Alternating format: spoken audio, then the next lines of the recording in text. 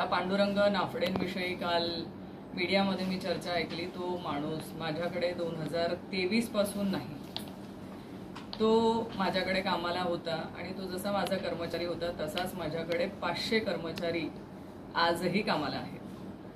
तो माझ्याकडे कर्मचारी होता. त्याच्यानंतर त्याच्यावरती काही आर्थिक अपहाराचे आरोप केल्यानंतर मी तात्काळ त्याला माझ्याकडून कामावरून कमी केलेलं. त्याच्यानंतर त्याचा किंवा आमच्या कुठल्याही खडसे कुटुंबाचा काहीही संबंध नाही, संपर्क नाही. तर माझा उल्लेख फक्त तो माझ्याकडे नोकरीला होता एवढाच केलेला. मी जर धमकावल्याचा किंवा मी तिला कधी फोन केल्याचा किंवा मी पोलीस स्टेशनवरती दबाव आणल्याचा जर उल्लेख असता तर जी तिने NCR नोंदवली आहे, पहिले NC नोंदवली होती त्यात असता, आता जी FIR नोंदवली आहे त्यात माझा उल्लेख असता, जी भुसावळला तक्रार दाखल केली, जी महिला आयोगाकडे तक्रार दाखल केली, कुठे तर माझा उल्लेख असता ना. कुठेही उल्लेख नाही. पण 1 वर्ष आधी जी महिला आयोगाकडे तक्रार दाखल करण्यात आली होती, ज्याचं महिला समुपदेशन केंद्राने ती केस निकाली लावली, त्या 1 वर्ष आधीच्या केसला आता चर्चेत आणण्याचा हेतू का आहे? कारण शिळ्या कढीला ऊत फार येतो आणि तो का आणला गेला ह्याच्यासाठीचे काही फोटोज मी तुम्हाला दाखवेन. 1 वर्ष आधी महिला आयोगाकडे तक्रार करण्यात आलेली आहे. आता आपण जाऊया. हा कालचा तुमचा प्रेसमधला फोटो आहे. ही ती आरोपी, ही ती महिला, हा तिचा भाऊ. हा व्यक्ती कोण आहे? तुम्ही सगळे तिथे हजर होतात किंवा जिथे पोलीस यंत्रणेतले सगळे लोक हजर होते ना, तिथल्या सगळ्यांनी तक्रार करताना ह्या व्यक्तीला बोलताना ऐकलंय. ह्या महिला कमी बोलत होती आणि हा जास्त बोलत होता. रोहिणी खडसेंनी हे केलं, रोहिणी खडसेंनी ते केलं, रोहिणी खडसेंना आरोपी करा, रोहिणी खडसेंना हे करा. मी हे फक्त बोलायला नाही, SP-पासून सगळे साक्षीदार आहेत ह्या व्यक्तीच्या बोलण्याला. तुम्ही SP-ना जाऊन या बाबतीमध्ये विचारू शकता. त्याच्यामुळे हा व्यक्ती कोण? आता आपण ह्या व्यक्तीकडे जाऊया. ह्या व्यक्तीकडे ह्या एकट्यामध्ये कुठेतरी चर्चा करताना दिसत आहेत. कोण आहेत? दोघं दिसत आहेत तुम्हाला? एकटी चर्चा होते, एकट्यात कोपऱ्यात कुठेतरी जाऊन किंवा एका खोलीमध्ये कुठेतरी चर्चा होते या व्यक्तीबरोबर. हा कालचाच फोटो आहे. ठीक आहे. आता आपण बघूया हा व्यक्ती कोण. हा व्यक्ती आहे, हा रुपाली चाकणकर.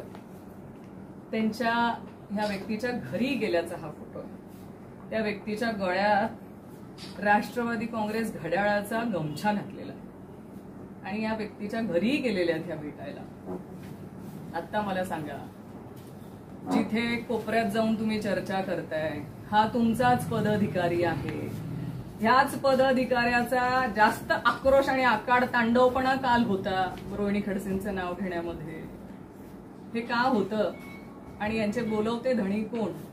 पहिले नुकसानीचा दावा कोणाच्या विरोधात? सीमा पांडुरंग नाफडे यांनी ज्या काल येऊन, जिथे माझा कुठेही संबंध नाही, जिथे दूरदूरपर्यंत मी त्या केस संदर्भात कधीही पोलीस स्टेशनला फोनही केलेला नाही किंवा कुठल्याही ठिकाणी मी फोन केलेला नाही किंवा मी कुठेही कधी प्रेशर आणल्याचा काही संबंध नाही.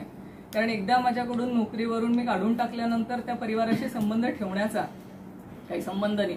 म्हणजे मीच काय माझ्या खडसे कुटुंबातला कुणीही कुठेही फोन केलेला नाही की ह्या केस संदर्भामध्ये.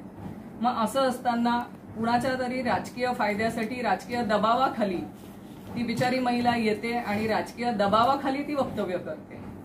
पण हे जे काय होतंय त्याच्यामुळे माझी बदनामी झाली आहे. ज्या गोष्टीमध्ये माझा संबंध नाही त्या गोष्टीमध्ये माझा संबंध जाणून बुजून खेचण्यात आलेला आहे आणि त्यासाठी मी अब्रू नुकसानीचा दावा दाखल करणार. सिद्ध करून दाखवलं ना. कोण आहे तो? त्यांचा राष्ट्रवादी काँग्रेसचा कार्यकर्ता आहे, गुणवंत नीळ, बामनोदचा माणूस आहे. त्याचा काय संबंध आहे? कार्यकर्ता आहे ना तो यांचा. हे काय पक्षाचा पदाधिकारी आहे, त्यांचा घड्याळाचा गमछा घातलेला आहे. हाच व्यक्ती तिथे घेऊन आलेला होता, हाच व्यक्ती तिथे आकाड तांडवपणा करत होता SP-च्या समोर. SP-ना विचारा ना, साक्षीदार आहेत SP. मी याच्यामध्ये साक्षीदार म्हणून SP-चाही उल्लेख करणार आहे माझ्या केसमध्ये, कारण हे सगळं त्यांच्या समोर झालेलं आहे. ते त्यांना माहिती आहे सगळ्या गोष्टी. काय संबंध? आणि ती मुलगी साधी आहे हो. त्या मुलीला जबरदस्तीने काहीतरी भूलतापा देऊन राजकारणाचा बळी ठरवतायत का तुम्ही?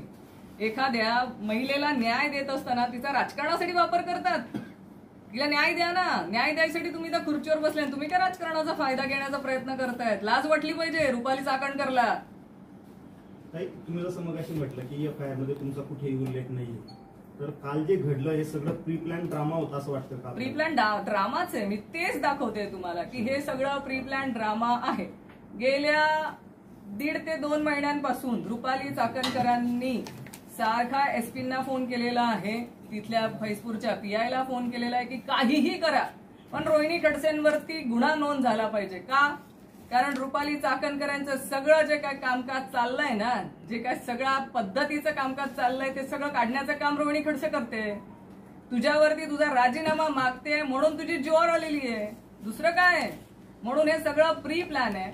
आदल्या दिवशी सगळं ठरवण्यात आलं, त्या माणसाला सांगण्यात आलं, त्या माणसाने त्या बिचाऱ्या महिलेला काय सांगितलं मला माहित नाही, तिला फसवणूक करून तिला इथपर्यंत घेऊन आले. इथपर्यंत घेऊन आल्यानंतर तिला वधवायला लावलं, बाजूला मागे बसल्यानंतर दबाव तयार केला तिच्यावर. तिने जे तिला पडवून आणलं होतं ती बोलली, ते बोलल्यानंतर तिला तुम्ही घरी सोडलं, ती पोलीस स्टेशनला गेली आणि त्याच्यानंतरच तिची तक्रार आहे ना, दाखवा मला त्या तक्रारीमध्ये. ती स्वतः मान्य करते की मी माझ्या आणि माझ्या मुलीच्या भविष्यासाठी पोलीस स्टेशनला जाऊन एफआयआर नोंदवली नाही. मग याच्यात रोहिणी खडसेचा काय संबंध? ताई, आपण म्हटले की